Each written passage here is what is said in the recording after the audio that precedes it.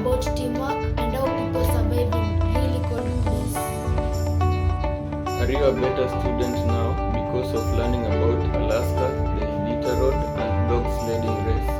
Yes, because I learned how important it is. Iditarod mean to you? Hello everyone, my name is Savannah Chin. Dog marching means determination, strength and tradition. I'm inspired to learn from that. How has this project changed your life over the past year?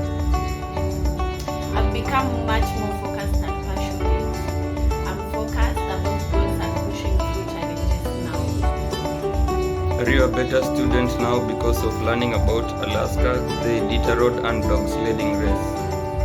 Absolutely.